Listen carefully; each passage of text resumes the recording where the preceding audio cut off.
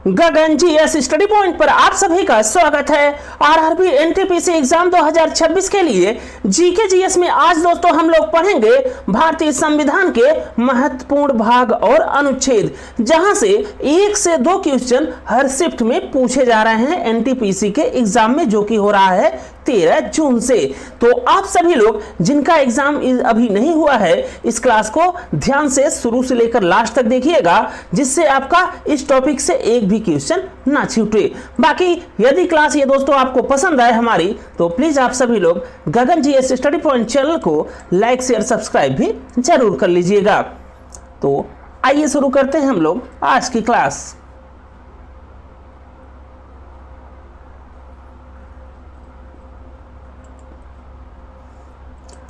आज की क्लास में आप लोग भारतीय संविधान से सबसे पहले यह पॉइंट ध्यान में रखिएगा कि भारतीय संविधान को बनाने में कुल कितना समय लगा। तो भारतीय संविधान को बनाने में लगा कुल समय था दोस्तों 2 वर्ष 11 महीने और 18 दिन। फिर इसके बाद अगला पॉइंट आपको ध्यान में रखना है कि भारतीय संविधान को आंशिक रूप से कब लागू किया गया। तो भारतीय संविधान को आंशिक रूप से लागू किया गया 26 नवंबर 1949 को, और इसी दिन को दोस्तों 26 नवंबर को हम लोग हर वर्ष मनाते हैं संविधान दिवस के रूप में।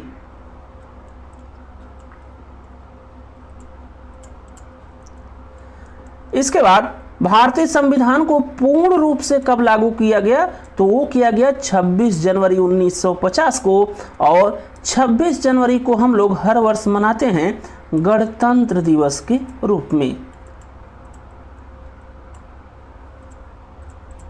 तो इतनी बात आप लोग सबसे पहले यहां से ध्यान में रखिएगा कि भारतीय संविधान को बनाने में कुल समय कितना लगा था, तो वो लगा था 2 वर्ष 11 महीने और 18 दिन। बाकी संविधान आंशिक रूप से लागू कब किया गया, तो ये किया गया 26 नवंबर 1949 को, और इसीलिए हम लोग हर वर्ष 26 नवंबर को मनाते हैं संविधान दिवस के रूप में।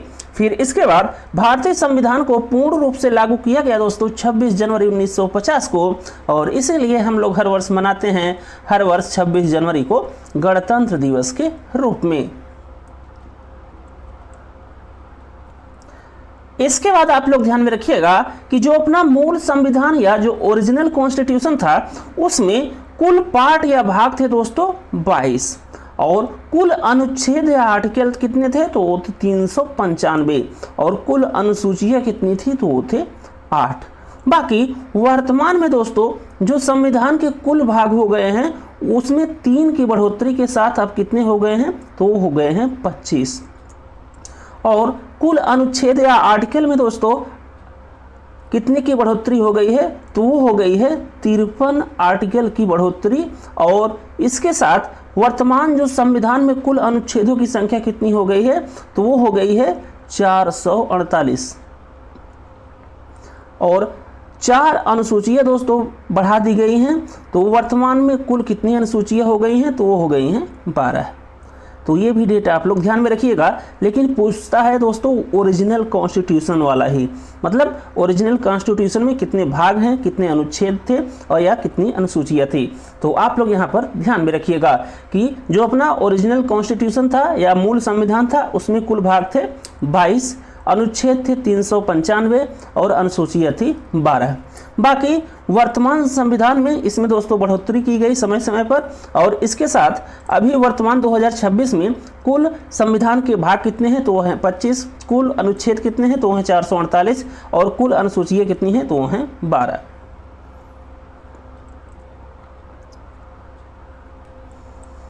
इसके बाद आप लोग सबसे पहले देखिए दोस्तों संविधान का भाग 1, जो कि दिया गया है अनुच्छेद 1 से लेकर अनुच्छेद 4 तक, और इसमें क्या है, तो इसमें है संघ एवं इसके क्षेत्रों का वर्णन।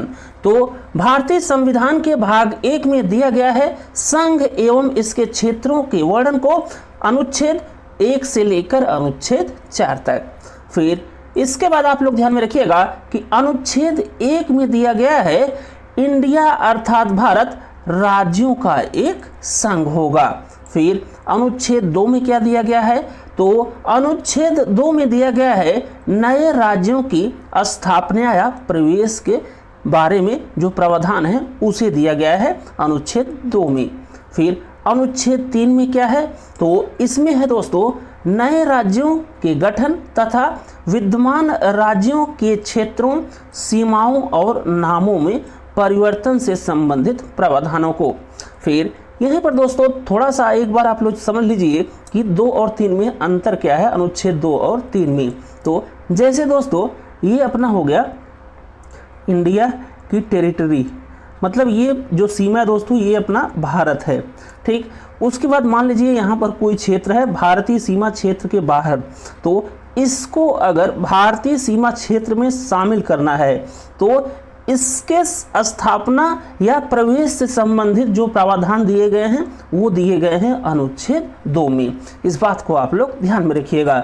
और अनुच्छेद 3 में कैसे राज्यों के गठन के बारे में बताया गया है या किन राज्यों के क्षेत्रों एवं सीमाओं में परिवर्तन से संबंधित प्रावधानों को दिया गया है, तो ये राज्य दोस्तों होंगे भारतीय सीमा क्षेत्र के अंदर।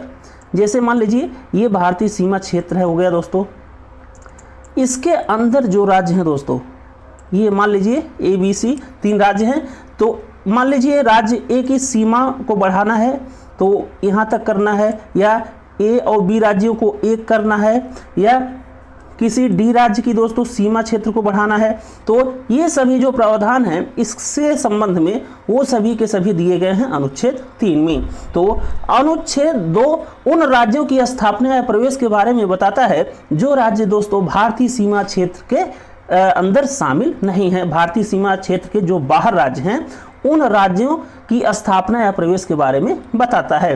बाकी अनुच्छेद 3 उन राज्यों के गठन के बारे में बताता है जो राज्य भारतीय सीमा क्षेत्र के अंदर है। तो ये डिफरेंस आप लोग ध्यान में रखिएगा। बाकी नए राज्यों की स्थापना या प्रवेश से संबंधित जो प्रावधान है वो उस पर अधिकार दोस्तों बनाने का अधिकार किसके पास है, तो वो है भारतीय पार्लियामेंट या भारतीय संसद के पास। तो इस बात को भी आप लोग ध्यान में रखिएगा।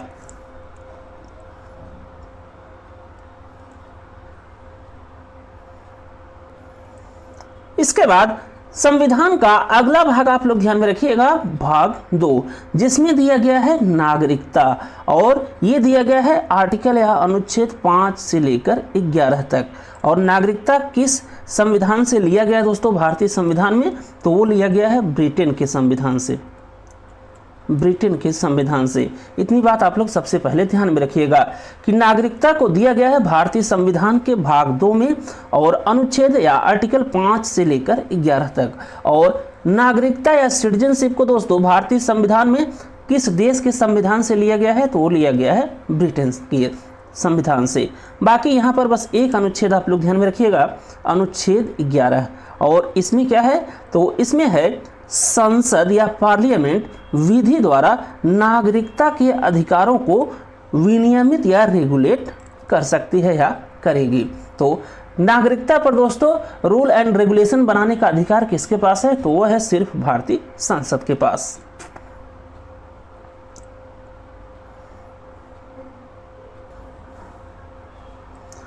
इसके बाद भारतीय संविधान का सबसे मोस्ट इंपॉर्टेंट भाग है दोस्तों भाग 3, जिसमें दिया गया है मूल अधिकारों को या फंडामेंटल राइट्स को, अनुच्छेद या आर्टिकल 12 से लेकर 35 तक।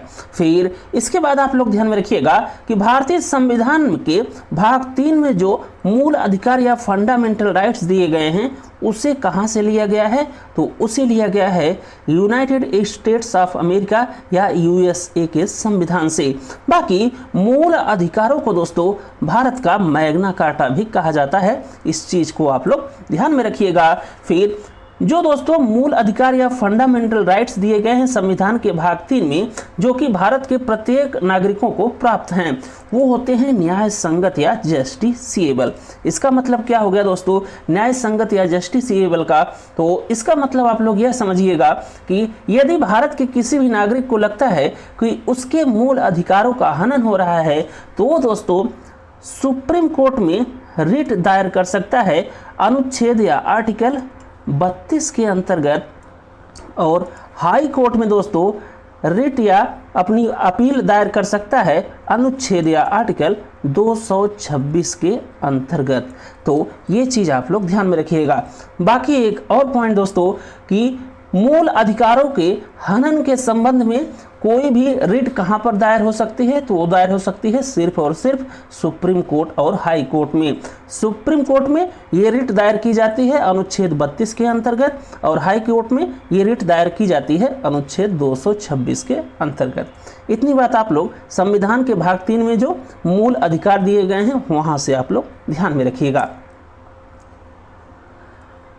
इसके बाद आपको ध्यान में रखना है कि जो मूल अधिकार या फंडामेंटल राइट्स होते हैं दोस्तों, ये कितने टाइप या कितने प्रकार के होते हैं।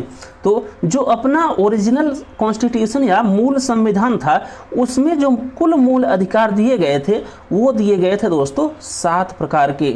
लेकिन अभी वर्तमान संविधान में कुल जो मूल अधिकार हैं वो हैं दोस्तों 6 प्रकार के।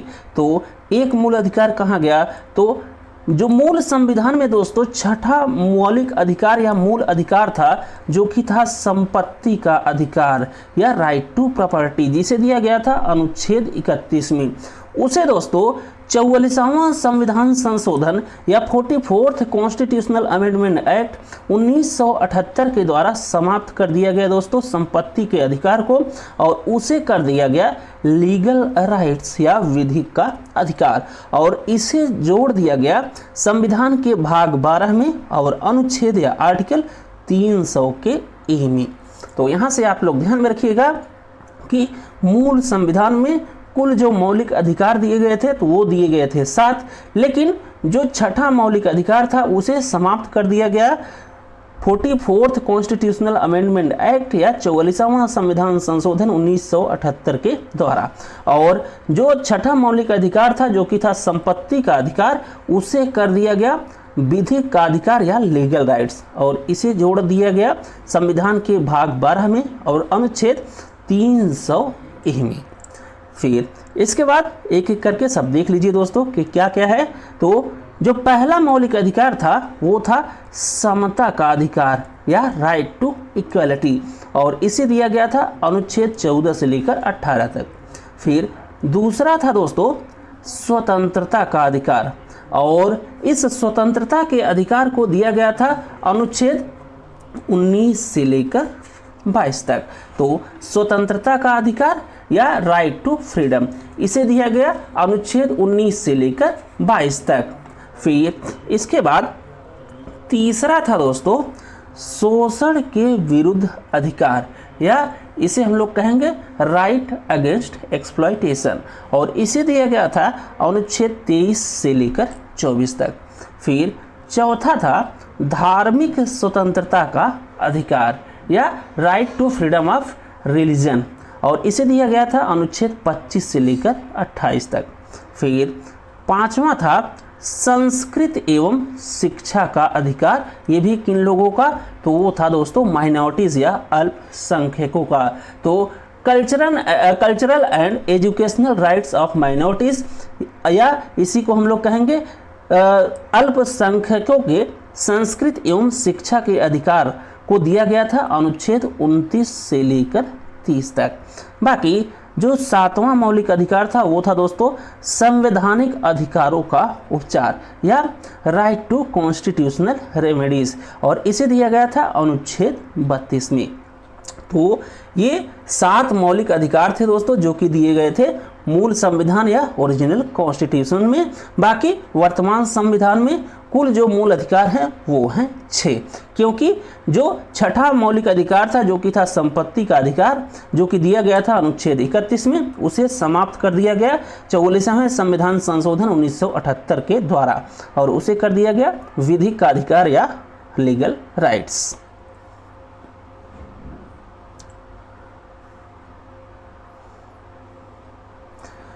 इसके बाद एक एक करके आप लोग मूल अधिकारों के सभी अनुच्छेद को देख लीजिएगा और याद कर लीजिएगा। यहाँ से दोस्तों ज़्यादातर एग्जाम में क्वेश्चन आते हैं। तो सबसे पहला है अनुच्छेद 14, और इसमें है विधि के समक्ष समता एवं विधियों का समान संरक्षण। मतलब दोस्तों कि भारत में चाहे कोई सा भी नागरिक हो, चाहे कितना भी गरीब हो या कितना लो पावर वाला आदमी हो, या भारत में कोई भी कितना अमीर व्यक्ति हो या कितना भी दोस्तों हाई पावर वाला आदमी हो, जैसे मान लीजिए कोई एक आदमी आम आदमी हो गया और कोई एक हो गया प्रधानमंत्री, तो रूल या कानून सबके लिए समान रहेंगे, आम आदमी के लिए भी या भारत के जो प्रधानमंत्री हैं उनके लिए भी। तो इसी को बताया गया है अनुच्छेद 14 में, विधि के समक्ष समता एवं विधियों के समान संरक्षण के द्वारा। फिर अगला है अनुच्छेद 15 और इसमें है दोस्तों धर्म, मूल, वंश और जन्म स्थान के आधार पर विभेद से प्रतिषेध के बारे में। तो धर्म, मूल, वंश और जन्म स्थान के आधार पर विभेद से प्रतिषेध के बारे में प्रावधान दिए गए हैं अनुच्छेद 15 में। फिर अगला है अनुच्छेद 16 और इसमें है लोक नियोजन के विषय में समान अवसर। मतलब दोस्तों जो पब्लिक एम्प्लॉयमेंट होगा या जो सरकारी नौकरियां मान लीजिए आप लोग, उसमें सभी को समान अवसर दिए जाएंगे। बाकी इसमें दोस्तों कुछ अपवाद है जो कि रिजर्वेशन के रूप में है, ये भी आपको ध्यान में रखना है। फिर नेक्स्ट है अनुच्छेद 17, ये बहुत पूछा जाता है। तो अनुच्छेद 17 में है अस्पृश्यता का अंत या एवोल्यूशन ऑफ अनटचेबिलिटी। फिर अगला है अनुच्छेद 18 और इसमें दिए गए हैं दोस्तों उपाधियों के अंत के बारे में जो प्रावधान किए गए हैं उसे। तो उपाधियों का अंत या एवोल्यूशन ऑफ टाइटल, इसे दिया गया है अनुच्छेद 18 में।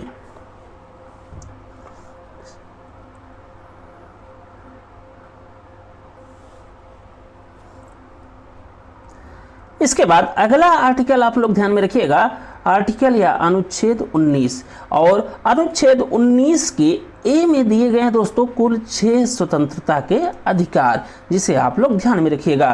तो इसमें पहला है वाक एवं अभिव्यक्ति की स्वतंत्रता का अधिकार, या इसी को कहा जाता है right to freedom of speech, और इसी में आती है दोस्तों प्रेस की स्वतंत्रता। तो ये पूछा जाता है कभी कभार कि प्रेस की स्वतंत्रता किस अनुच्छेद में दी गई है?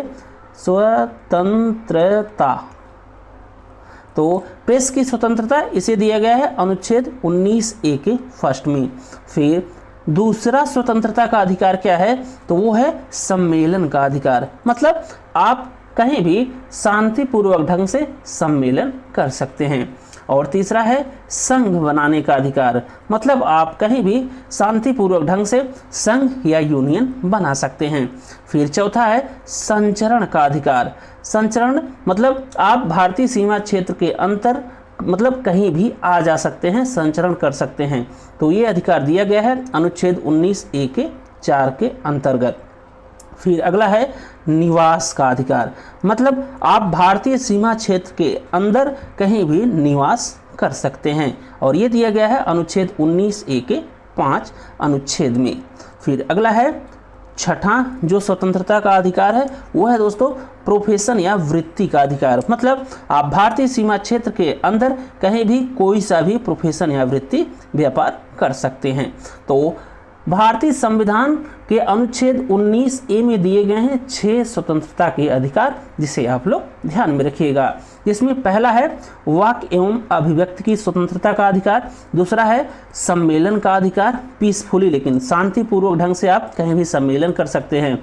तीसरा है संघ बनाने या यूनियन बनाने का अधिकार, चौथा है संचरण का अधिकार, मतलब आप भारतीय सीमा क्षेत्र के अंदर कहीं भी आ जा सकते हैं, और पांचवा है निवास का अधिकार, अर्थात आप भारतीय सीमा क्षेत्र के अंदर कहीं भी निवास कर सकते हैं। और छठा स्वतंत्रता का अधिकार है जो कि है प्रोफेशन या वृत्ति या व्यापार का अधिकार, मतलब आप भारतीय सीमा क्षेत्र के अंदर कहीं भी प्रोफेशन मतलब कोई भी प्रोफेशन या वृत्ति या व्यापार कर सकते हैं अपनी जीवन याचिका के लिए। बाकी ये जो प्रेस की स्वतंत्रता है दोस्तों, ये दी गई है अनुच्छेद 19A के फर्स्ट में, इसे आप लोग कंफर्म एकदम ध्यान में रखिएगा, ये एग्जाम में बहुत बार पूछा जाता है।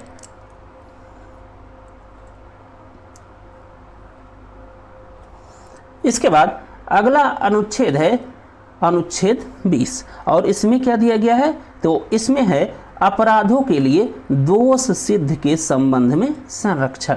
फिर अगला है अनुच्छेद 21 और इसमें है प्राण एवं दैहिक स्वतंत्रता का संरक्षण। और इसी अनुच्छेद 21 में दोस्तों 86वां संविधान संशोधन 2002 के द्वारा जोड़ा गया एक और अनुच्छेद जो कि है अनुच्छेद 21A और इसके अंतर्गत 6 से लेकर 14 वर्ष तक के बच्चों को अनिवार्य शिक्षा का प्रावधान किया गया। तो ये बात आप लोग ध्यान में रखिएगा कि 86वां संविधान संशोधन 2002 के द्वारा अनुच्छेद 21 में जोड़ा गया एक और अनुच्छेद जो कि है अनुच्छेद 21A और इसके अंतर्गत 6 से लेकर 14 वर्ष तक के बच्चों को अनिवार्य शिक्षा का प्रावधान किया गया। फिर नोट्स में आप लोग ध्यान में रखिएगा कि भारत में आपातकाल या इमरजेंसी घोषित होने पर भी दोस्तों अनुच्छेद 20 और 21 को निलंबित नहीं किया जा सकता। ये बात आप लोग ध्यान में रखिएगा। तो अनुच्छेद 20 में हो गया अपराधों के लिए दोष सिद्ध के संबंध में संरक्षण, अनुच्छेद 21 हो गया प्राण एवं दैहिक स्वतंत्रता का संरक्षण। बाकी इसी अनुच्छेद 21 में जोड़ा गया 86वें संविधान संशोधन के द्वारा एक और अनुच्छेद जो कि है अनुच्छेद 21A और इसके द्वारा 6 से 14 वर्ष तक के बच्चों को अनिवार्य शिक्षा का प्रावधान कर दिया गया। बाकी दोस्तों जो फंडामेंटल राइट्स और DPSP हैं इसके आप लोग एक एक अनुच्छेद ध्यान में रखिएगा, यहीं से ज़्यादातर एग्जाम में क्वेश्चन पूछता है। तो इसके बाद अगला अनुच्छेद इसी क्रम में आप लोग देखिए अनुच्छेद 22 और इसमें दिया गया है गिरफ्तारी एवं निरोध से संरक्षण से संबंधित प्रावधानों को। फिर अगला है अनुच्छेद 23 और इसमें है मानव दुर्व्यापार या जिसे ह्यूमन ट्रैफिकिंग कहा जाता है दोस्तों एवं बालक श्रम या फोर्स्ड लेबर से संबंधित प्रावधानों को। फिर अगला है अनुच्छेद 24 और इसमें दिया गया है कारखानों आदि में बालकों के नियोजन पर प्रतिबंध से संबंधित प्रावधानों को। फिर इसके बाद अगला अनुच्छेद आप लोग ध्यान में रखिएगा अनुच्छेद 25 और इसमें दिया गया है अंतःकरण की स्वतंत्रता और धर्म की निर्विघ्न रूप से मनाने और प्रचार प्रसार करने की स्वतंत्रता से संबंधित प्रावधानों को। फिर अगला है अनुच्छेद 29 और इसमें दिया गया दोस्तों अल्पसंख्यकों की भाषा लिपि और संस्कृत की सुरक्षा से संबंधित प्रावधानों को। फिर अगला है अनुच्छेद 30 और इसमें दिया गया है अल्पसंख्यकों के लिए शैक्षणिक संस्थाओं की स्थापना करने से संबंधित प्रावधानों को।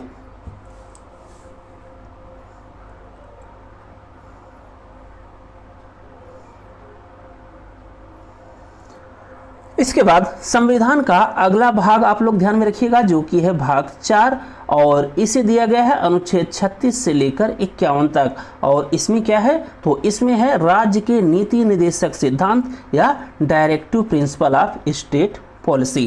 तो DPSP या directive principle of state policy या राज्य के नीति निर्देशक सिद्धांतों को दिया गया है भारतीय संविधान के भाग 4 में अनुच्छेद 36 से लेकर 51 तक।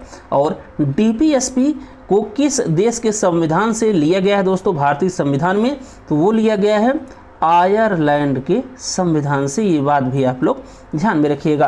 बाकी ये जो DPSP है दोस्तों ये होता है नॉन जस्टिसिएबल, मतलब आप इसके हनन पर किसी भी कोर्ट में रिट या याचिका दायर नहीं कर सकते। ये बात आप लोग ध्यान में रखिएगा। फिर यहाँ से देखिए आप लोग DPSP का पहला अनुच्छेद जो कि है अनुच्छेद 38 और इसमें आप लोग ध्यान में रखिएगा कि DPSP का जो अनुच्छेद 38 है वो क्या कहता है, तो इसके अनुसार राज्य को लोक कल्याण के लिए सामाजिक स्वास्थ्य को बढ़ावा देना चाहिए। तो ये राज्य की जिम्मेदारी है दोस्तों कि वो लोक कल्याण के लिए सामाजिक व्यवस्था को बढ़ावा दे। ये बताया गया है DPSP के अनुच्छेद 38 में। फिर इसी 38 के फर्स्ट में क्या दिया गया है वो भी आप लोग ध्यान में रखिएगा। तो इसमें दिया गया है राज्य सामाजिक आर्थिक और राजनैतिक न्याय की स्थापना करेगा। तो ये राज्य की जिम्मेदारी होगी कि वो सामाजिक आर्थिक एवं राजनैतिक न्याय की स्थापना करे या करेगा। फिर इसके बाद आप लोग ध्यान में रखिएगा अनुच्छेद 39 का ए, और इसमें क्या है, तो इसमें है समान न्याय एवं निःशुल्क कानूनी सहायता।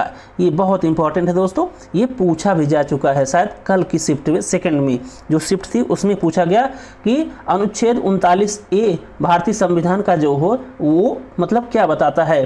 तो भारतीय संविधान का जो अनुच्छेद 39 का ए है उसमें दिया गया है समान न्याय और निःशुल्क कानूनी सहायता से संबंधित प्रावधानों को। फिर अगला अनुच्छेद आप लोग ध्यान में रखिएगा अनुच्छेद 40, और इसमें क्या दिया गया है, तो इसमें दिया गया है दोस्तों ग्राम पंचायतों के संगठन से संबंधित प्रावधानों को। फिर अगला है अनुच्छेद 42, और इसमें है काम की न्याय संगत और मानवीय परिस्थितियां तथा स्त्रियों के लिए मातृत्व सहायता से संबंधित प्रावधानों को दिया गया है अनुच्छेद 42 में।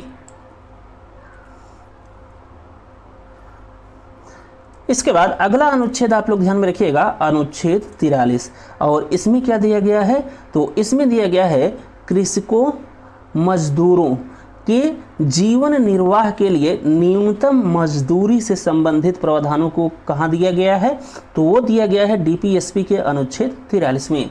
तो भारतीय संविधान में जो डीपीएसपी दिया गया दोस्तों भाग 4 में, उसके जो अनुच्छेद 43 है उसमें क्या दिया गया है, तो उसमें दिया गया है कृषकों और मजदूरों को जीवन निर्वाह के लिए न्यूनतम मजदूरी का प्रावधान किया गया है अनुच्छेद 43 में, जो कि है डीपीएसपी का। फिर इसी 43 के बी में दिया गया दोस्तों सहकारी समितियों के प्रोत्साहन से संबंधित प्रावधानों को, और ये है दोस्तों इंपॉर्टेंट, इसे आप लोग ध्यान में रखिएगा कि सहकारी समितियों के प्रोत्साहन से संबंधित प्रावधानों को भारतीय संविधान के किस अनुच्छेद में दिया गया है, तो वो दिया गया है अनुच्छेद 43 के बी में। फिर अगला है अनुच्छेद 44, और इसमें दिया गया है समान नागरिक संहिता या यूनिफॉर्म सिविल कोड से संबंधित प्रावधानों को। फिर अगला है अनुच्छेद 45, और इसमें दिया गया है दोस्तों बालपन देखभाल और 6 वर्ष से कम आयु के बच्चों को शिक्षा के संबंधित प्रावधानों को। तो बालपन देखभाल और 6 वर्ष से कम आयु के बच्चों को शिक्षा से संबंधित जो प्रावधान किए गए हैं वो किए गए हैं अनुच्छेद 45 में।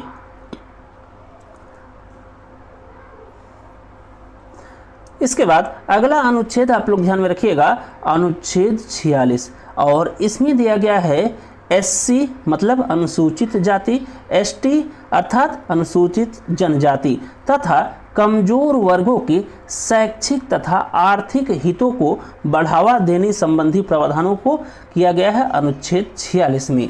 फिर अगला है अनुच्छेद 48, और इसमें क्या है, तो अनुच्छेद 48 में दिया गया है दोस्तों गौवध से निषेध से संबंधित प्रावधानों को तथा कृषि एवं पशुपालन की स्थापना से संबंधित प्रावधानों को। तो गौवध निषेध से संबंधित प्रावधान एवं कृषि तथा पशुपालन की स्थापना से संबंधित प्रावधानों को दिया गया है अनुच्छेद 48 में। बाकी यहाँ से जो इम्पोर्टेंट है वो आप लोग ध्यान में रखिएगा, जो कि है 48 का ए। इसमें क्या है, तो इसमें दिया गया है पर्यावरण वन एवं वन्य जीवों के संरक्षण से संबंधित प्रावधानों को दिया गया है भारतीय संविधान के अनुच्छेद 48 के ए में। फिर इसके बाद अगला आप लोग ध्यान में रखिएगा अनुच्छेद 49, और इसमें दिया गया है राष्ट्रीय महत्व की ऐतिहासिक स्थलों की सुरक्षा से संबंधित प्रावधानों को। फिर अगला है अनुच्छेद 50, और इसमें दिया गया है दोस्तों न्यायपालिका और कार्यपालिका से अलगाव से संबंधित प्रावधानों को। फिर अगला है अनुच्छेद 51, और इसमें दिया गया है अंतर्राष्ट्रीय शांति सुरक्षा और बंधुत्व के लिए राज्य प्रयास करेगा। तो ये प्रावधान किया गया दोस्तों अनुच्छेद 51 में कि अंतर्राष्ट्रीय शांति सुरक्षा और बंधुत्व के लिए राज्य प्रयास करेगा, और ये दिया गया है डीपीएसपी के अनुच्छेद 51 में।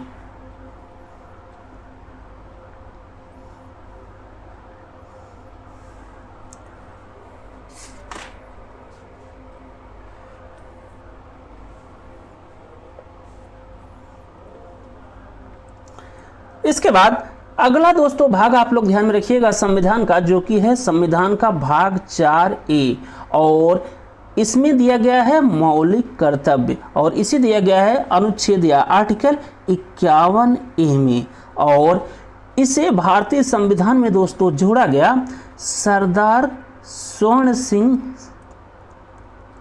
समिति के सिफारिश पर 42वें संविधान संशोधन या कॉन्स्टिट्यूशनल अमेंडमेंट एक्ट 1976 के द्वारा।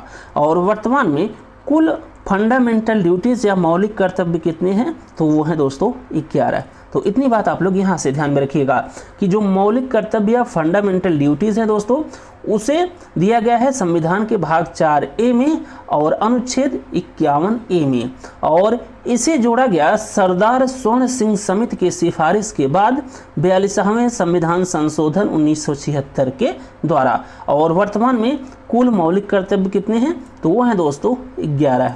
और फंडामेंटल ड्यूटीज़ या मौलिक कर्तव्यों को भारतीय संविधान में किस देश के संविधान से लिया गया है, तो वो लिया गया है दोस्तों USSR या रसिया के संविधान से। USSR ये दोस्तों अभी हो गया है रसिया।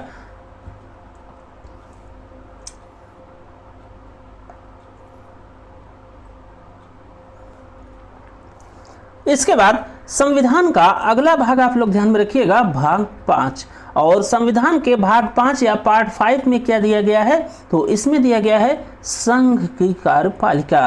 तो इसमें सबसे पहले आप लोग देखिए राष्ट्रपति महोदय को, जिन्हें दिया गया है अनुच्छेद 52 से लेकर 78 तक। फिर इसमें सबसे पहला अनुच्छेद आप लोग ध्यान में रखिएगा, अनुच्छेद 54, जिसमें दिया गया है राष्ट्रपति महोदय के निर्वाचन से संबंधित प्रावधानों को। तो राष्ट्रपति का जो निर्वाचन होता है दोस्तों, उसके संबंध में कुछ इंपॉर्टेंट पॉइंट आप लोग ध्यान में रखिएगा। तो राष्ट्रपति बनने के लिए दोस्तों भारत का आपकी उम्र कम से कम कितनी होनी चाहिए, तो वो होनी चाहिए 35 वर्ष। बाकी जो राष्ट्रपति का निर्वाचन या इलेक्शन होता है, उसमें वोटिंग कैसी होती है, तो वो होती है दोस्तों इनडायरेक्ट वोटिंग। इनडायरेक्ट वोटिंग होती है। बाकी वोटिंग कौन करता है, तो इसमें वोटिंग करते हैं दोस्तों लोकसभा और राज्यसभा के सभी इलेक्टेड या निर्वाचित सदस्य। बाकी जो अपनी स्टेट लेजिस्लेटिव असेंबली होती है या जो राज्यों की विधानसभा होती है, उसके जो सभी निर्वाचित या इलेक्टेड सदस्य होते हैं दोस्तों, वोटिंग करते हैं। और यूनियन टेरिटरी की जो दोस्तों विधानसभा होती है, उसके भी सभी इलेक्टेड सदस्य राष्ट्रपति के इलेक्शन में वोट करते हैं। बाकी जो मुद्दे की बात है, जिसे आप लोग ध्यान में रखिएगा कि जो मनोनीत कैंडिडेट होते हैं दोस्तों, या मनोनीत सदस्य होते हैं, या नॉमिनेटेड जो मेंबर होते हैं किसी भी सदन के, वो राष्ट्रपति के इलेक्शन में भाग नहीं लेते। ये बात आप लोग ध्यान में रखिएगा। तो राष्ट्रपति के निर्वाचन को दिया गया है अनुच्छेद 54 में। और राष्ट्रपति बनने के लिए उम्र कितनी होनी चाहिए, तो कम से कम उम्र होनी चाहिए 35 साल। और राष्ट्रपति का जो इलेक्शन होता है वो होता है इनडायरेक्ट या अप्रत्यक्ष रूप से। और राष्ट्रपति के इलेक्शन में कौन कौन लोग वोटिंग करते हैं या कौन कौन लोग शामिल होते हैं, तो वहाँ से आप लोग ध्यान में रखिएगा कि राष्ट्रपति के इलेक्शन में दोस्तों लोकसभा और राज्यसभा, ये जो सदन है तो अपने संसद के, वहाँ के जो इलेक्टेड या निर्वाचित सदस्य होते हैं वो भाग लेते हैं। फिर राज्यों की जो लेजिस्लेटिव असेंबली होती है या विधानसभा होती है, उसके जो इलेक्टेड या निर्वाचित सदस्य होते हैं वो भाग लेते हैं। बाकी जो केंद्र शासित प्रदेश होते हैं दोस्तों या यूनियन टेरिटरी होती है, उसके जो इलेक्टेड या निर्वाचित सदस्य होते हैं वो भाग लेते हैं। फिर इसके बाद अगला अनुच्छेद आप लोग ध्यान में रखिएगा, अनुच्छेद 56, जिसमें राष्ट्रपति के कार्यकाल के बारे में बताया गया है। और राष्ट्रपति महोदय का कार्यकाल होता है 5 साल। फिर अगला है अनुच्छेद 58, जिसमें राष्ट्रपति की योग्यता के बारे में बताया गया है दोस्तों। जैसे कि अभी हमने बताया कि राष्ट्रपति बनने के लिए योग्यता क्या होनी चाहिए, तो भारत का नागरिक होना चाहिए, 35 वर्ष की आयु पूरा कर ली हो, बाकी किसी भी सदन का कोई सदस्य नहीं होना चाहिए और किसी भी लाभ पद पर नहीं होना चाहिए। फिर अगला है अनुच्छेद 60, इसमें दिया गया है राष्ट्रपति महोदय के शपथ के बारे में प्रावधान। तो राष्ट्रपति महोदय को शपथ कौन दिलाता है, तो वो दिलाते हैं दोस्तों भारत के मुख्य न्यायाधीश। तो जो सुप्रीम कोर्ट के चीफ जस्टिस होंगे दोस्तों, वो राष्ट्रपति महोदय को शपथ दिलाएंगे। बाकी यदि सुप्रीम कोर्ट के जो चीफ जस्टिस हैं वो अनुपस्थित हैं, तो उनकी अनुपस्थिति में जो अपनी सुप्रीम कोर्ट या सर्वोच्च न्यायालय है उसके जो सबसे सीनियर मोस्ट जज होंगे वही राष्ट्रपति महोदय को शपथ दिलाएंगे। फिर अगला है अनुच्छेद 61, जिसमें दिया गया है राष्ट्रपति पर जो महाभियोग चलाया जाता है या इम्पीचमेंट जो लाया जाता है राष्ट्रपति महोदय पर, उसे दिया गया है। तो राष्ट्रपति पर जो महाभियोग से संबंधित प्रावधानों को दिया गया है वो दिया गया है अनुच्छेद 61 में।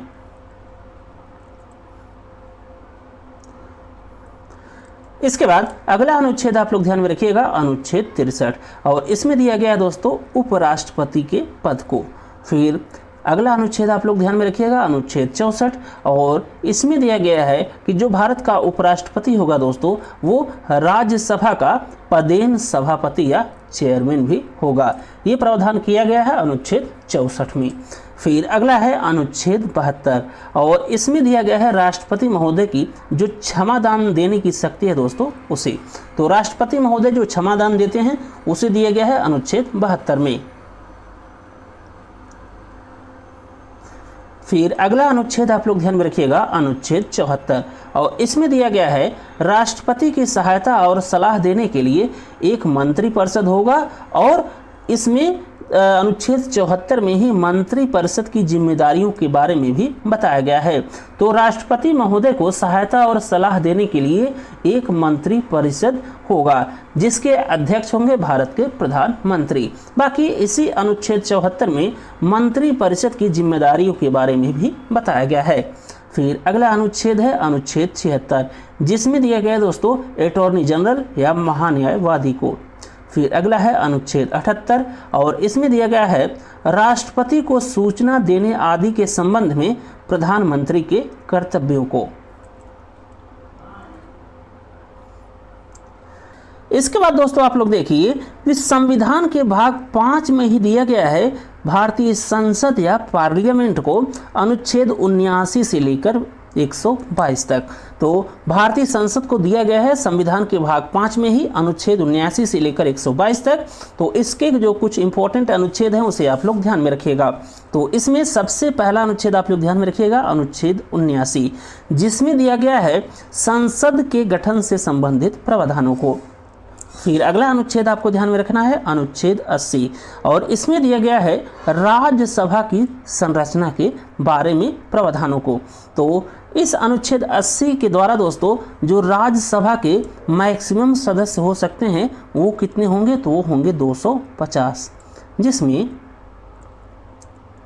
238 सदस्य होंगे दोस्तों इलेक्टेड या निर्वाचित राज्यों से। बाकी 12 सदस्य होंगे दोस्तों जो कि राष्ट्रपति के द्वारा मनोनीत किए जाएंगे। और ये जो 12 सदस्यों को राष्ट्रपति महोदय मनोनीत करते हैं, इनका आधार क्या होता है, तो इनका आधार होता है कला,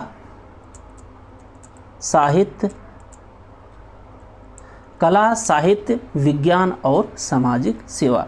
तो इन 4 आधारों पर राष्ट्रपति महोदय राज्यसभा के 12 सदस्यों को मनोनीत करते हैं। तो ये इंपॉर्टेंट है, इसे आप लोग ध्यान में रखिएगा कि राष्ट्रपति कौन से बेस या आधार पर राज्यसभा के 12 सदस्यों को मनोनीत करते हैं। तो वो करते हैं दोस्तों, सबसे पहला आर्ट या कला, दूसरा हो गया लिटरेचर या साहित्य, तीसरा हो गया साइंस या विज्ञान, और चौथा हो गया सोशल सर्विस या समाज सेवा। बाकी अनुच्छेद 81 में दिया गया दोस्तों लोकसभा की संरचना के बारे में। तो लोकसभा की संरचना में आप लोग ध्यान में रखिएगा कि इसके कुल सदस्यों की संख्या कितनी है, तो वो है 552। बाकी जिसमें 530 सदस्य होंगे दोस्तों, 530 ये राज्यों के द्वारा निर्वाचित होंगे, और 20 सदस्य ये केंद्र शासित प्रदेशों या यूनियन टेरिटरी के द्वारा निर्वाचित होंगे, और 2 एंग्लो इंडियन का प्रावधान था जिसे राष्ट्रपति महोदय मनोनीत करते थे लोकसभा में। लेकिन ये जो एंग्लो इंडियन का प्रावधान था, जो कि 2 था दोस्तों लोकसभा में, और राज्यों की विधानसभा में था 1 एंग्लो इंडियन का प्रावधान। इन सभी एंग्लो इंडियन के जो प्रावधान किए गए थे लोकसभा और राज्यों की विधानसभाओं में, उसे 104वां संविधान संशोधन 2019 के द्वारा समाप्त कर दिया गया। तो इतनी बात आप लोग यहाँ से ध्यान में रखिएगा। इसके बाद अगला अनुच्छेद आप लोग ध्यान में रखिएगा, अनुच्छेद 85, और इसमें दिया गया है संसद के सत्र और सत्रावसान और विघटन से संबंधित प्रावधानों को। फिर अगला अनुच्छेद है अनुच्छेद 100, और इसमें दिया गया है सदनों में मतदान से संबंधित प्रावधानों को और रिक्तियों के होते हुए भी सदनों की कार्य करने की शक्ति एवं गणपूर्ति से संबंधित प्रावधानों को।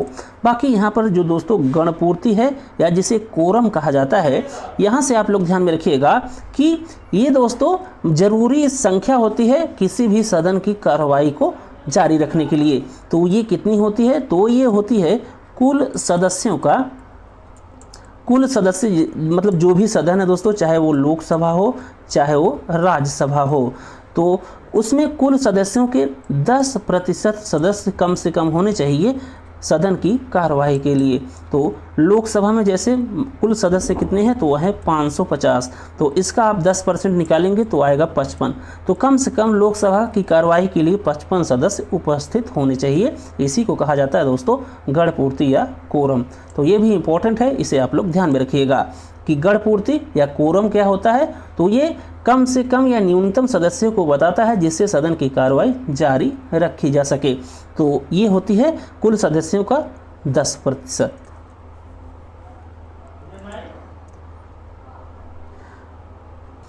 इसके बाद अगला अनुच्छेद आप लोग ध्यान में रखिएगा, अनुच्छेद 107, और इसमें दिया गया है साधारण विधेयक या जनरल बिल से संबंधित प्रावधानों को। फिर इसके बाद अगला अनुच्छेद आपको ध्यान में रखना है, अनुच्छेद 108, जिसमें दिया गया है दोस्तों ज्वाइंट सिटिंग या दोनों सदनों की जो संयुक्त बैठक होती है उससे संबंधित प्रावधानों को।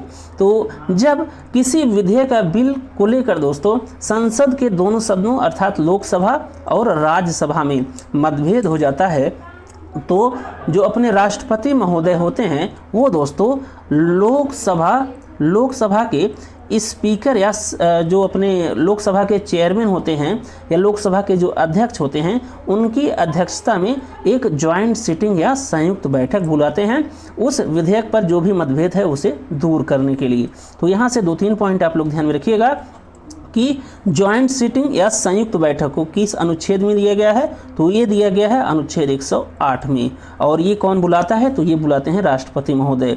बाकी ज्वाइंट सिटिंग या संयुक्त बैठक की अध्यक्षता कौन करता है, तो वो करते हैं लोकसभा के स्पीकर महोदय। तो इतनी बात बस आप लोग ध्यान में रखिएगा। फिर अगला अनुच्छेद है अनुच्छेद 110, जिसमें दिया गया है दोस्तों धन विधेयक या मनी बिल के बारे में प्रावधानों को। फिर इसके बाद अगला अनुच्छेद आप लोग ध्यान में रखिएगा, अनुच्छेद 111, और इसमें क्या दिया गया है, तो इसमें दिया गया है कि संसद द्वारा पारित विधेयकों पर राष्ट्रपति की सहमति की प्रक्रिया से संबंधित जो प्रावधान होते हैं उसी का वर्णन किया गया है दोस्तों अनुच्छेद 111 में। बाकी आप लोग आसान भाषा में समझ लीजिए कि जैसे जो भारतीय संसद है दोस्तों, इसने कोई मान लीजिए विधेयक को पारित करा लिया दोनों सदनों से अर्थात लोकसभा और राज्यसभा से, उसके बाद ये राष्ट्रपति की सहमति के लिए भेजेगा राष्ट्रपति महोदय के पास, और राष्ट्रपति ने इस पर्टिकुलर विधेयक पर अपनी सहमति नहीं दी दोस्तों इस टाइम पर, और इसे दोबारा से रिकंसिडरेशन के लिए भेज दिया संसद के पास। और यदि संसद ने दोबारा से दोस्तों इस विधेयक को पास करा लिया भारत की लोकसभा और राज्यसभा से, और दोबारा से जब राष्ट्रपति को सहमति के लिए ये विधेयक भेजा जाएगा भारतीय संसद के द्वारा, तो राष्ट्रपति उस पर बाउंड होंगे अपनी सहमति या सिग्नेचर के लिए। तो इसी सब चीज़ को दिया गया है या इसी का वर्णन किया गया है अनुच्छेद 111 में। तो अनुच्छेद 111 ये इंपॉर्टेंट है, इसे आप लोग ध्यान में रखिएगा।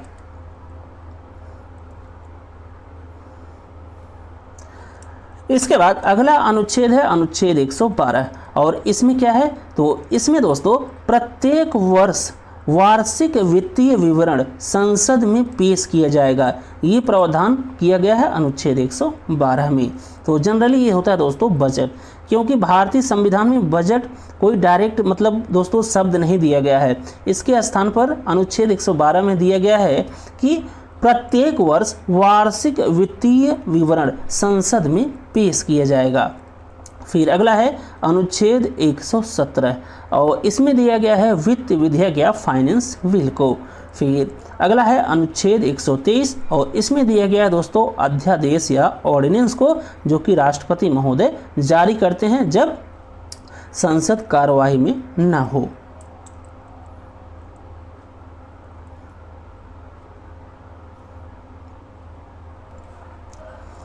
इसके बाद दोस्तों आप लोग ध्यान में रखिएगा सर्वोच्च न्यायालय या सुप्रीम कोर्ट को, और सर्वोच्च न्यायालय को भी दिया गया है भाग 5 में अनुच्छेद 124 से लेकर 147 तक। तो इसके जो कुछ इंपॉर्टेंट अनुच्छेद है उसे आप लोग ध्यान में रखिएगा।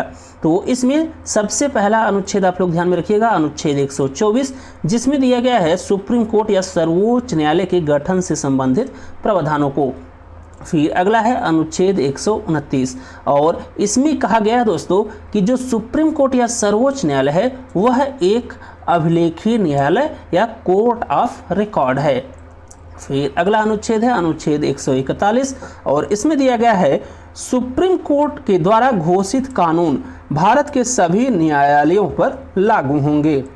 फिर अगला है अनुच्छेद 143 और इसमें क्या है, तो इसमें दिया गया है किसी सार्वजनिक महत्व के मामले पर राष्ट्रपति महोदय सुप्रीम कोर्ट या सर्वोच्च न्यायालय की सलाह ले सकते हैं। फिर अगला अनुच्छेद आप लोग ध्यान में रखिएगा अनुच्छेद 148 और इसमें दिया गया है नियंत्रक एवं महालेखा परीक्षक या कैग या controller and auditor general of India को। फिर अगला है अनुच्छेद 149 और इसमें दिया गया है दोस्तों नियंत्रक एवं महालेखा परीक्षक के कर्तव्य और शक्तियों से संबंधित प्रावधान को। फिर अगला है अनुच्छेद 151 और इसमें दिया गया है दोस्तों कैग की जो ऑडिट रिपोर्ट होती है उससे संबंधित प्रावधानों को। इसके बाद संविधान का अगला भाग आप लोग ध्यान में रखिएगा जो कि है भाग 6 और इसमें दिया गया है राज्य की कार्यपालिका को, और इसमें आते हैं दोस्तों गवर्नर महोदय, मुख्यमंत्री महोदय, बाकी अपना हाई कोर्ट। तो यहाँ से पहला अनुच्छेद आप लोग ध्यान में रखिएगा अनुच्छेद 155 और इसमें दिया गया है राज्यपाल की नियुक्ति से संबंधित प्रावधानों को। तो राज्यपाल की नियुक्ति कौन करता है, तो वो करते हैं राष्ट्रपति महोदय। फिर अगला है अनुच्छेद 159 और इसमें दिया गया है राज्यपाल की शपथ प्रक्रिया से संबंधित प्रावधानों को। तो राज्यपाल महोदय की शपथ कौन दिलाता है, तो राज्यपाल को शपथ दिलाते हैं दोस्तों संबंधित राज्य का जो हाई कोर्ट होगा उसके जो सीजे या चीफ जस्टिस या जो मुख्य न्यायाधीश होंगे वो राज्यपाल महोदय को शपथ दिलाएंगे। फिर अगला है अनुच्छेद 161 जिसमें राज्यपाल के क्षमादान की जो शक्तियां होती है दोस्तों उसे बताया गया है।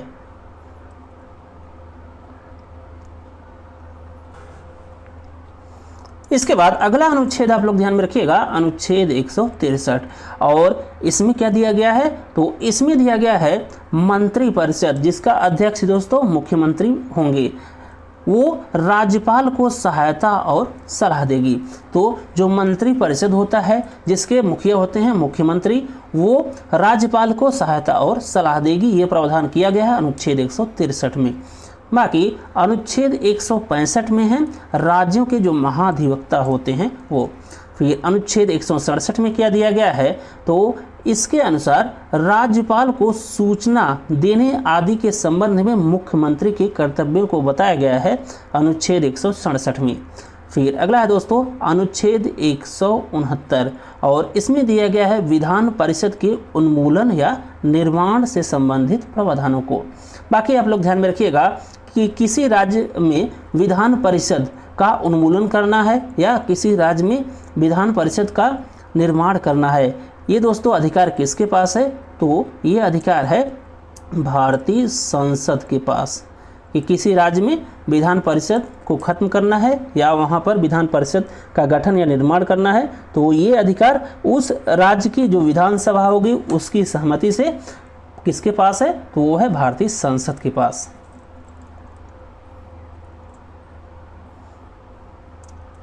फिर अगला अनुच्छेद आप लोग ध्यान में रखिएगा अनुच्छेद 202 और इसमें क्या है, तो इसमें है वार्षिक वित्तीय विवरण, ये दोस्तों राज्यों का, इसे दिया गया है अनुच्छेद 202 में। फिर अगला है अनुच्छेद 213 और इसमें दोस्तों दिया गया है राज्यपाल के द्वारा जो अध्यादेश जारी किया जाता है उसे। फिर इसके बाद आप लोग ध्यान में रखिएगा अनुच्छेद 214 और इसमें दोस्तों दिया गया है सभी राज्यों के लिए एक हाई कोर्ट होगा। ये प्रावधान किया गया है अनुच्छेद 214 के द्वारा। फिर अगला अनुच्छेद आप लोग ध्यान में रखिएगा अनुच्छेद 226 और इसमें दिया गया है हाई कोर्ट की रिट जारी करने की शक्ति को। फिर अगला है अनुच्छेद 233 और इसमें है जिला न्यायाधीशों की नियुक्ति राज्यपाल महोदय के द्वारा किया जाएगा। ये प्रावधान किया गया है अनुच्छेद 233 में। फिर इसके बाद आप लोग ध्यान में रखिएगा अनुच्छेद 235 और इसमें दिया गया है जो हाई कोर्ट का नियंत्रण होगा दोस्तों वो होगा सभी सबऑर्डिनेट कोर्ट या जो अपने अधीनस्थ न्यायालय होते हैं उस पर। तो अधीनस्थ न्यायालय या सबऑर्डिनेट कोर्ट पर किसका नियंत्रण होता है? तो वो होता है राज्यों की हाई कोर्ट का।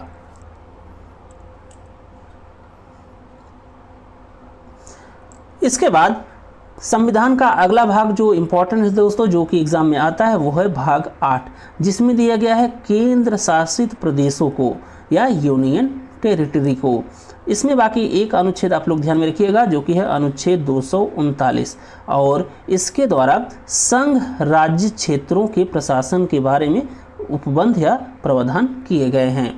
तो संविधान के भाग 8 में दिया गया है केंद्र शासित प्रदेशों को। बस इसी को आप लोग ध्यान में रखिएगा क्योंकि यहाँ से अगर क्वेश्चन आएगा तो पार्ट या भाग से आएगा दोस्तों कि जो केंद्र शासित प्रदेश या जो यूनियन टेरिटरी होते हैं या यूटी होते हैं ये संविधान के किस भाग में दिए गए हैं? तो ये दिए गए हैं भाग 8 में।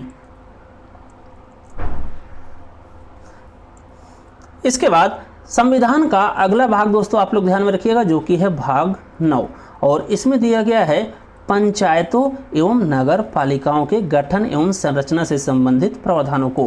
तो इसमें बस एक अनुच्छेद आप लोग ध्यान में रखिएगा जो कि है अनुच्छेद 243 और इसमें दिया गया है पंचायतों एवं नगर पालिकाओं के गठन संरचना प्राधिकार आरक्षण एवं शक्तियों से संबंधित प्रावधान को।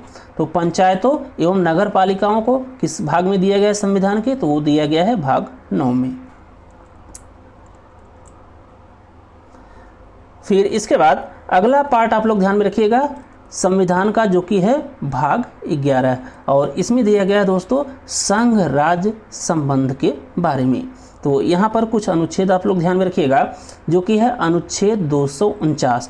इसमें क्या दिया गया है?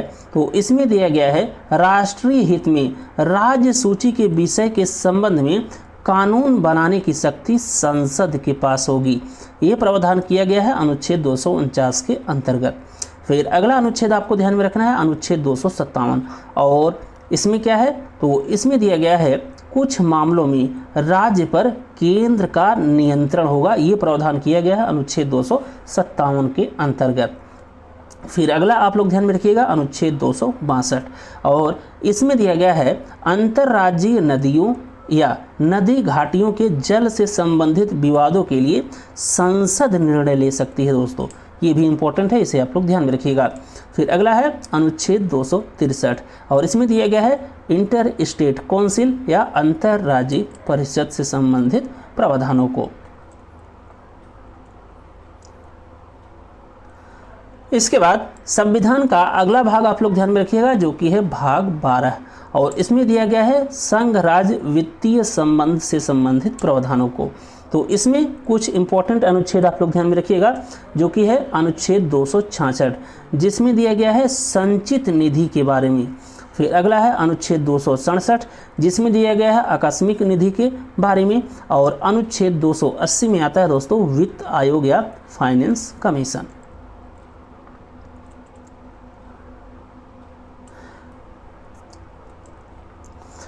इसके बाद संविधान का अगला महत्वपूर्ण भाग आप लोग ध्यान में रखिएगा भाग 14 जिसमें दिया गया है संघ और राज्यों के अधीन सेवाओं को।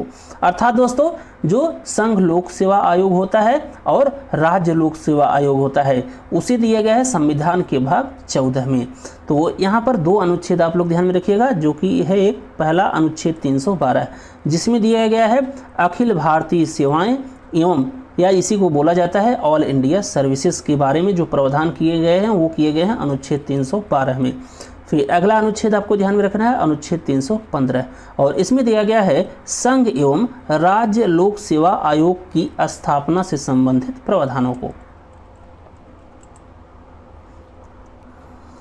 इसके बाद संविधान का अगला महत्वपूर्ण भाग आप लोग ध्यान में रखिएगा जो कि है भाग 14 और इसमें दिया गया है निर्वाचन आयोग या इलेक्शन कमीशन ऑफ इंडिया के बारे में।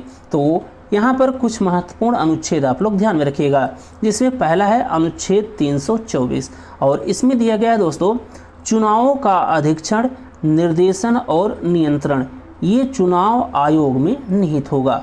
बाकी अनुच्छेद 326 में आप लोग ध्यान में रखिएगा कि इसमें क्या दिया गया है, तो इसमें दोस्तों यह बताया गया है कि लोकसभा और स्टेट लेजिस्लेटिव असेंबली मतलब राज्यों की जो विधानसभा होता है उसमें चुनाव वयस्क मताधिकार के आधार पर होंगे। तो ये प्रावधान किया गया है अनुच्छेद 326 के अंतर्गत।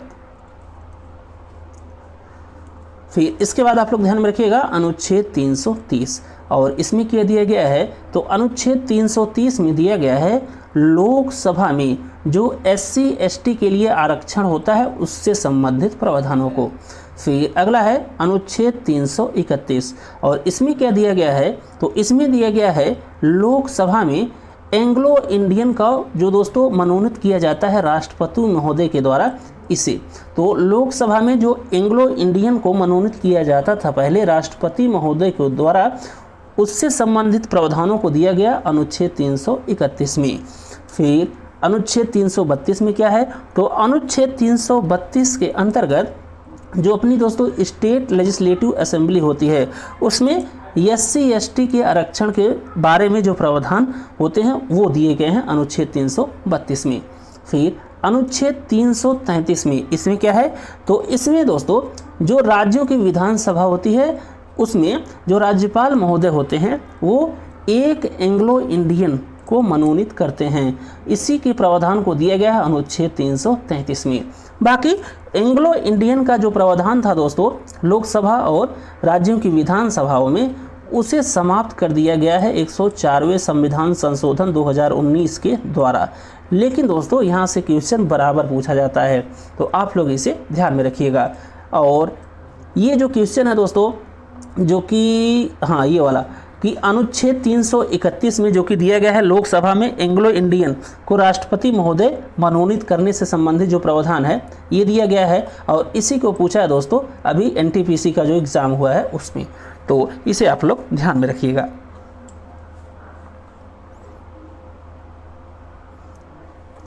इसके बाद संविधान का अगला भाग आप लोग ध्यान में रखिएगा जो कि है भाग 16 और इसमें दिया गया है कुछ वर्गों से संबंधित विशेष प्रावधानों को, जिसमें दोस्तों अनुच्छेद 338 में किया गया है राष्ट्रीय अनुसूचित जाति आयोग की स्थापना।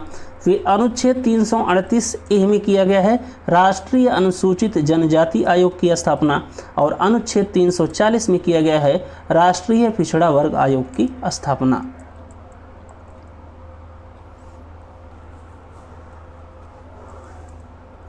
फिर इसके बाद आप लोग ध्यान में रखिएगा संविधान का भाग 17 जिसमें दिया गया है दोस्तों राज्य की आधिकारिक भाषाओं को, और इसमें बस एक अनुच्छेद आप लोग ध्यान में रखिएगा जो कि है अनुच्छेद 343 और इसके अंतर्गत संघ की आधिकारिक भाषा देवनागरी में लिखी गई हिंदी होगी, ये बताया गया है दोस्तों अनुच्छेद 343 में। फिर अगला है संविधान का भाग 18 जिसमें दिया गया है आपातकालीन प्रावधानों को, और यहाँ पर आप लोग कुछ इम्पॉर्टेंट अनुच्छेद ध्यान में रखिएगा जो कि है अनुच्छेद 352, इसमें दिया गया है दोस्तों राष्ट्रीय आपातकाल को। फिर अगला है अनुच्छेद 356 जिसमें दिया गया है राष्ट्रपति शासन या राज्यों में जो आपातकाल लगाया जाता है उससे संबंधित प्रावधानों को। फिर अगला है अनुच्छेद 360 जिसमें दिया गया है वित्तीय आपातकाल या फाइनेंशियल इमरजेंसीज को। फिर अगला अनुच्छेद आप लोग ध्यान में रखिएगा अनुच्छेद 365 जिसमें दोस्तों राष्ट्रपति महोदय क्या करते हैं, निर्देश देते हैं राज्यों को और उन्हें मानना पड़ता है उनके निर्देशों को, तो किस मतलब चीज़ पर राष्ट्रपति महोदय राज्यों को निर्देश देंगे और उन्हें मानना ही पड़ेगा, तो वो देंगे सुरक्षा, रेलवे, एसटी मतलब जो अपनी अनुसूचित जनजाति के लोग होते हैं उस पर, और हिंदी भाषा पर। ये सामान्य कंडीशन में बात कही गई दोस्तों कि सामान्य स्थिति में अनुच्छेद 365 के अंतर्गत राष्ट्रपति महोदय सुरक्षा, रेलवे, एसटी जाति और हिंदी भाषा पर निर्देश अगर देंगे राज्यों को तो उसे मानना पड़ेगा। बाकी अगर इमरजेंसी कंडीशन है तो सभी ये शक्तियाँ केंद्र के पास चली जाती हैं। ये बात आप लोग ध्यान में रखिएगा। फिर संविधान का अगला महत्वपूर्ण भाग जो कि है दोस्तों भाग 20, और इसमें दिया गया है संविधान संशोधन से संबंधित प्रावधानों को। और इसमें एक अनुच्छेद आप लोग ध्यान में रखिएगा, अनुच्छेद 368, जो कि है संविधान में संशोधन करने संबंधी संसद की शक्ति और प्रक्रिया के बारे में जो उपबंध या प्रावधान किए गए हैं वो दिया गया है अनुच्छेद 368 में।